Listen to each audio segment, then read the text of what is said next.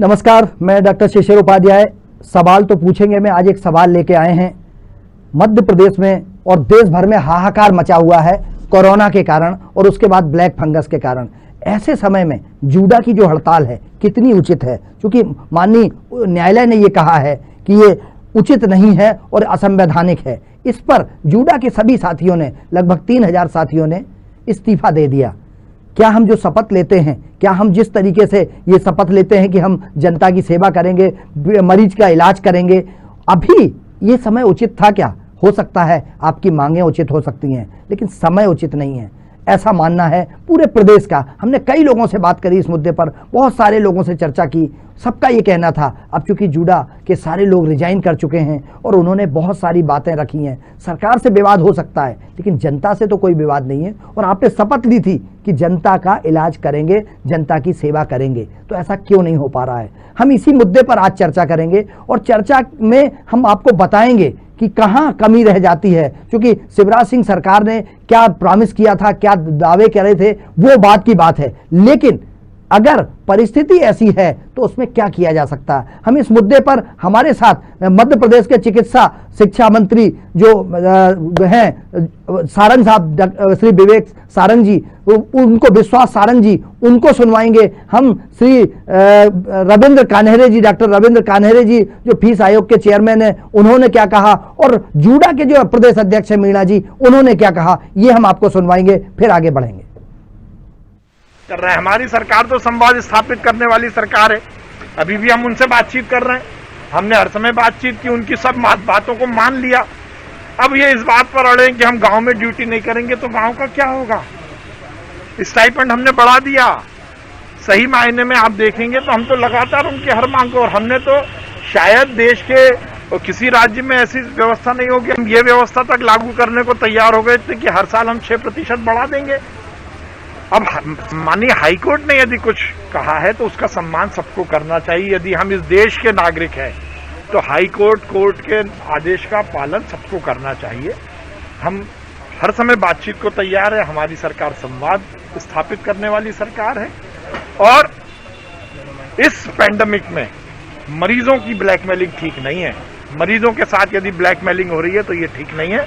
और मैं तो स्वयं आगे बढ़कर बात करने वाला व्यक्ति हूं। मैंने 5-5 बार बात की और मैंने स्वयं ने उनकी सब समस्याओं को हल किया है। अब मुझे लगता है हाईकोर्ट का यदि निर्णय आया है तो उसका पालन। ये कोई लड़ाई नहीं है, मांग है जो हम सरकार के सामने रखना चाहते हैं। हम ये सारी मांगें सरकार को रख के अपनी चीजें बताना चाहते हैं कि हमारी मांगों पे गौर करें, ये जो हमारी बेसिक राइट्स है उन पे देखा जाए, उन पे किया जाए और उन पे सही निर्णय लेते हुए इन चीजों को खत्म किया जाए। बस अब कल ही विश्वास सारंग की तरफ से कहा गया कि जो बेसिक चीज थी वो मान ली गई है, उसके बाद भी हट धर्मिता आप लोगों की तरफ से कही जा रही है। नहीं, ये चीज बहुत दिन से बोली जा रही है मगर इसका कोई भी रिटर्न आदेश ना हमें मिला है। और मैं आपसे पूछना चाहूंगा, अगर आपको मिला तो हमें ही बताएं।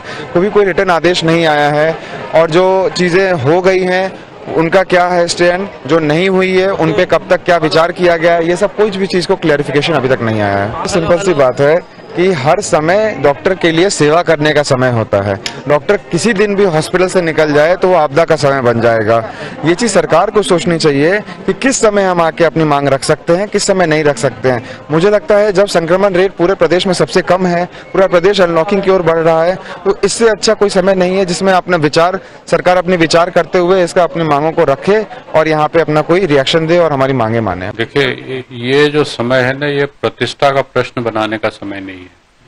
शासन ने, जैसा कि मैं अखबार में पढ़ रहा था, टीवी पे भी देख रहा था, शासन ने ये कहा है कि उनकी मांगों पे विचार हो रहा है, तो निश्चित रूप से विचार कर रहे होंगे। और जूडा के जो हमारे जूनियर डॉक्टर हैं, निश्चित रूप से उन्होंने बहुत अच्छी सेवाएं दी हैं, बहुत व्यक्तियों की जान बचाई है। अभी भी उनका पहला कर्तव्य यही है कि व्यक्तियों की जान बचाएं। अगर हड़ताल निरंतरता में जारी रही और हमारे कुछ नागरिकों की मृत्यु हो जाती है तो इसका दोष किसके ऊपर जाएगा? डॉक्टर्स को अपने कर्तव्य को पहले निभाना है और जो दूसरे इश्यूज हैं उस पर बाद में भी चर्चा हो सकती है, ऐसा मुझे लगता है। बिल्कुल, जो हालात है जिस पर बताया जा रहा है, मुझे ऐसा लगता है कि इस पर बैठकर रास्ता निकाला जा सकता है, हठधर्मिता नहीं करना चाहिए। जैसा डॉक्टर रविंद्र कान्हेरे जी ने कहा कि इससे मृत्यु अगर होती है तो कौन जिम्मेदार होगा, और माननीय 3000 डॉक्टर्स हैं जिनको सरकार कह रही है कि हम आपकी सारी मांगें पूरी कर रहे हैं। तो इसी पर हम चर्चा करेंगे। हमारे साथ इस मुद्दे पर चर्चा करने के लिए बहुत सारे जो हमने गेस्ट आमंत्रित किए हैं, उनमें हमारे स्टूडियो में वरिष्ठ पत्रकार, समीक्षक, समालोचक और श्री राजन कानूनगो जी हैं, हम उनका स्वागत करते हैं। हमारे साथ इस मुद्दे पर चर्चा करने के लिए पालीवाल अस्पताल के संचालक डॉक्टर जेपी पालीवाल जी हैं, हम उनका स्वागत करते हैं। और इस पे एक सामाजिक प्रतिनिधित्व करते हुए हमारे साथ पंडित पुष्पेंद्र मिश्रा जी हैं, जो अखिल भारतीय ब्राह्मण समाज के प्रदेश अध्यक्ष हैं। हम तीनों माननीय अतिथियों का स्वागत करते हैं। और सबसे पहले राजन जी, ये जो जैसा कहा अभी विश्वास जी ने, प्रोफेसर रविंद्र कान्हेरे जी ने और मीणा जी ने, आप किस रूप में लेते हैं इसको?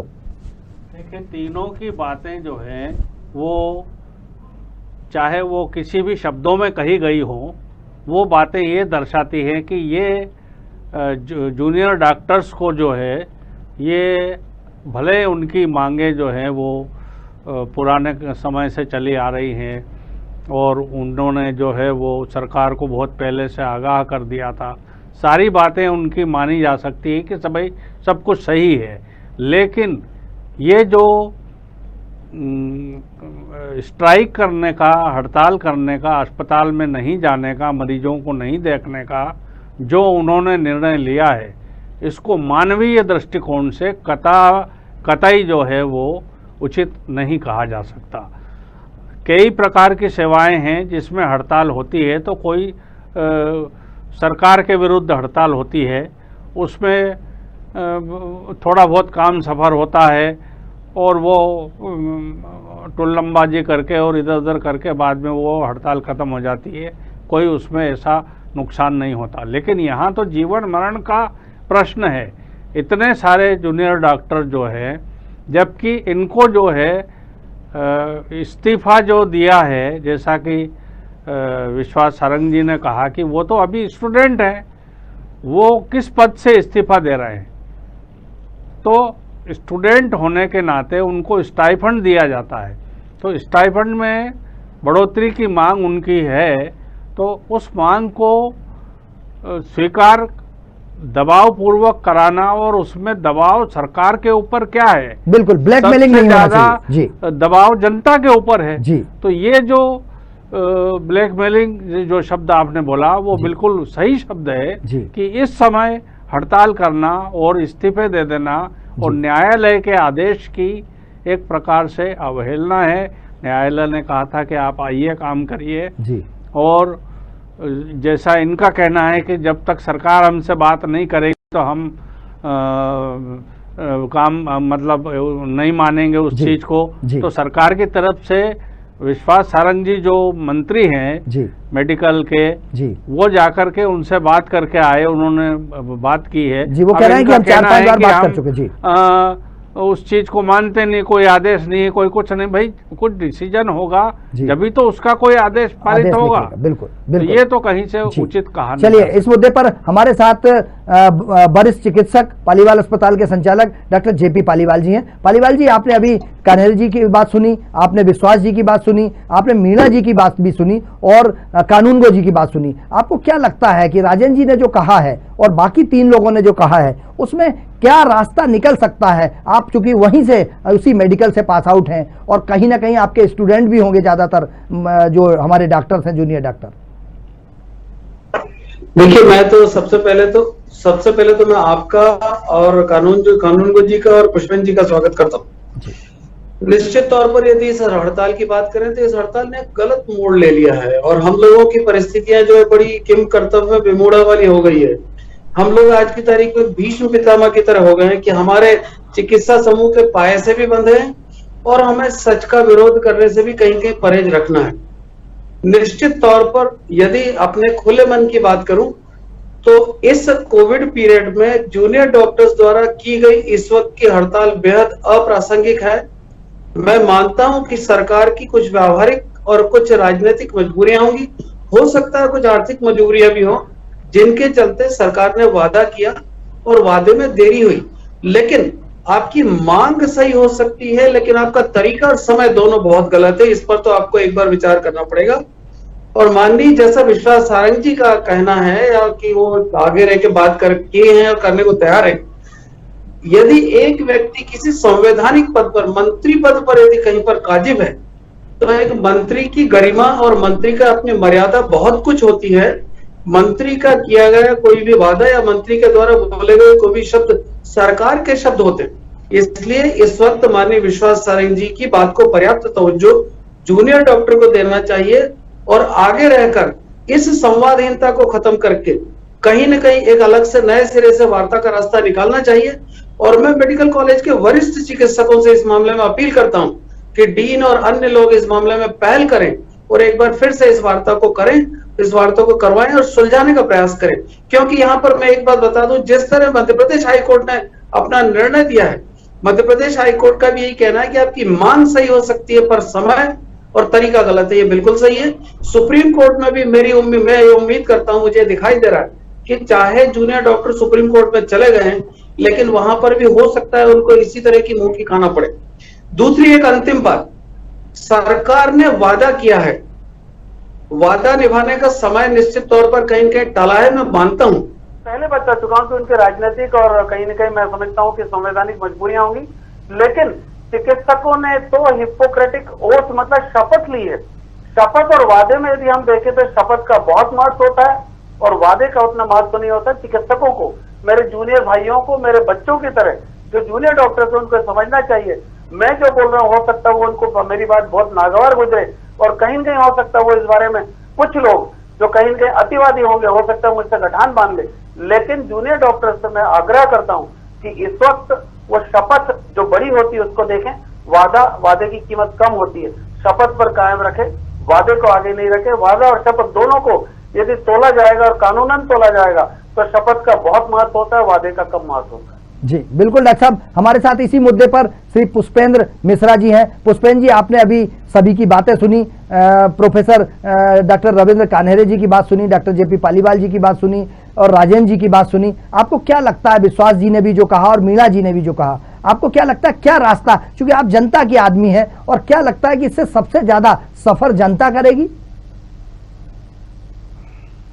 पुष्पेंद्र जी, आप मुझे सुन पा रहे हैं? पुष्पेंद्र जी, पुष्पेंद्र जी, आपको आवाज आ रही है मेरी? जी, मैं फिर से एक बार राजेंद्र जी के पास आ रहा हूं। राजेंद्र जी, जैसा अभी डॉक्टर जेपी पालीवाल जी, चूंकि लंबे समय से 30 साल से यहां पर भोपाल में आप इस सम्मानजनक पेशे में बहुत देश भर में नाम रोशन कर चुके हैं और लंबा अनुभव है, क्या लगता है कि विश्वास जी या प्रोफेसर कान्हेरे जी या मीणा जी ने जो कहा है उसमें सरकार की तरफ से एक बीच का रास्ता भी होना चाहिए कि कुछ ऐसा हो जाए, क्योंकि ये 3000 डॉक्टर बहुत सारा हमीदिया में काम संभालते हैं? देखिए, जो उनकी डिमांड है वो सबसे बड़ी जो डिमांड है वो आर्थिक है जी। बाकी दूसरी डिमांड साथ में जोड़ दी जाती है जब भी कोई आंदोलन किया जाता है तो, लेकिन प्रमुख मांग जो है उनकी स्टाइफंड को लेकर के है। अभी ये जो कोरोना काल चल रहा है इसमें सरकार के सामने भी आर्थिक संकट है। प्रदेश के तमाम कर्मचारी अपना डीए छोड़ के बैठे हैं, अपना इंक्रीमेंट छोड़ के बैठे हैं, तमाम प्रकार की जो है वो सरकार के साथ सहयोग कर रहे हैं। उन्होंने कभी ये नहीं कहा कि हम हड़ताल करेंगे, क्योंकि वो समझ रहे हैं कि इस समय की स्थिति ऐसी नहीं है कि हम सरकार के प्रति अविश्वास करें और हड़ताल करके और अपनी मांग मनवाने के लिए हम कोई आंदोलन करें।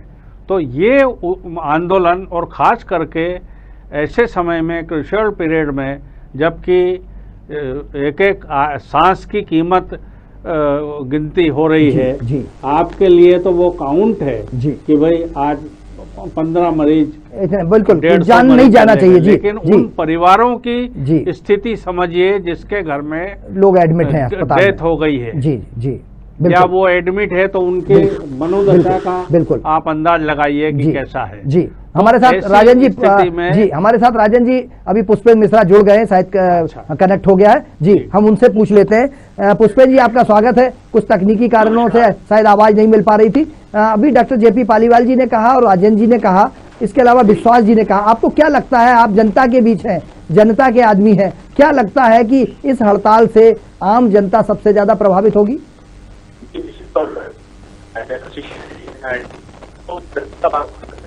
जी और ये कोरोना के आप लोग उन्होंने अपने कोशिश करी है, पर ये विषय है जी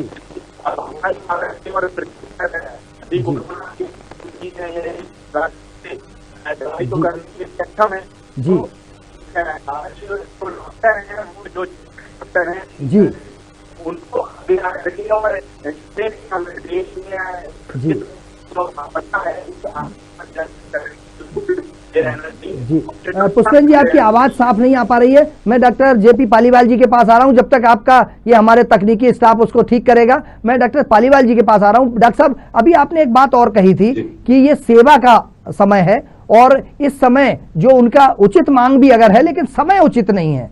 मुझे क्या, आपको क्या लगता है कि जिस तरीके से ये मांग कर रहे हैं, इनका कहना है, एक बात आई थी कि रूरल एरिया में हम नहीं जाएंगे, ऐसा अभी मंत्री जी ने कहा कि रूरल एरिया में क्यों नहीं जाएंगे, रूरल एरिया में जाना जरूरी है, हमने उसका तय किया है। तो क्या ये लड़ाई अर्थ के साथ साथ ग्रामीण क्षेत्रों में पोस्टिंग की भी है, क्योंकि सब शहरी क्षेत्र में चाहते हैं?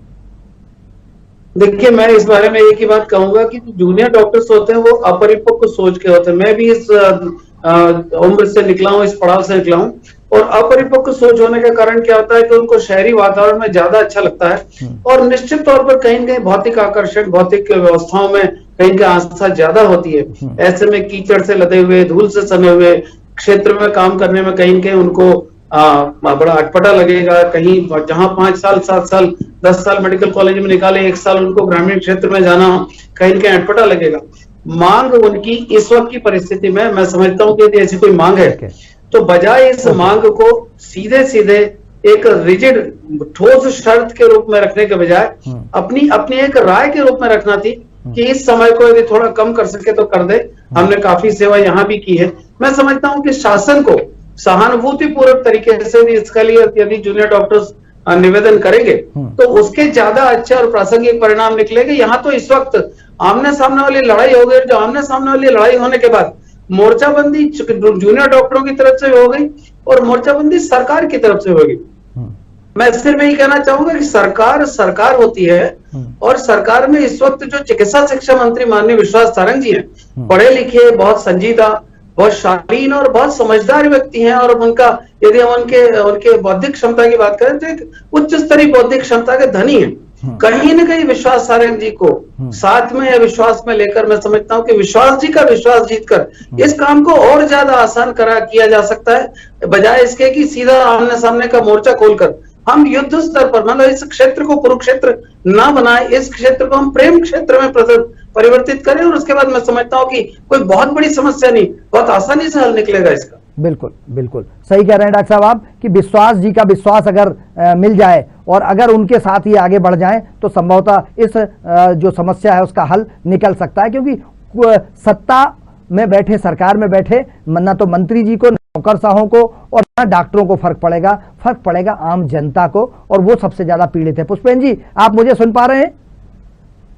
जी पुष्पेंद्र जी, अभी डॉक्टर साहब ने ये कहा कि अगर विश्वास सारंग जी के साथ मीटिंग हो जाती है और विश्वास सारंग जी से जुड़ा के लोग वो कर लेते हैं, हठ धर्मिता छोड़कर अगर इस दिशा में आगे बढ़े तो जनता को फायदा होगा। आपका क्या मानना है?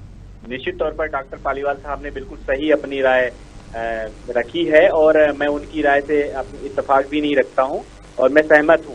मेरा निवेदन ये है आपके माध्यम से डॉक्टरों, जुड़ा डॉक्टरों से, कि जिस प्रकार से आज के समय में भीषण आपदा चल रही है और प्रदेश कोरोना से जूझ रहा है, अभी संक्रमण जो है खत्म नहीं हुआ है, अभी तीसरी लहर आनी बाकी है, जैसा कि आप सभी के माध्यम से और हम सबको ज्ञात हुआ है।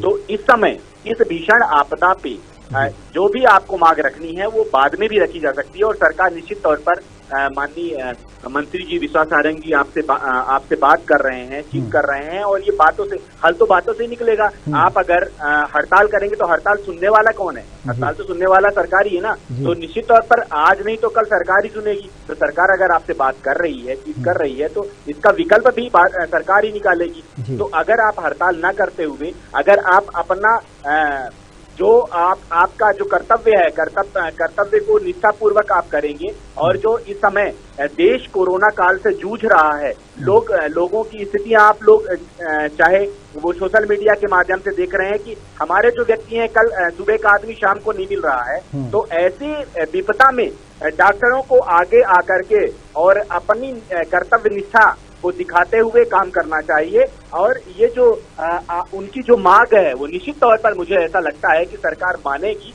और मांग जायज होगी तो मानेगी।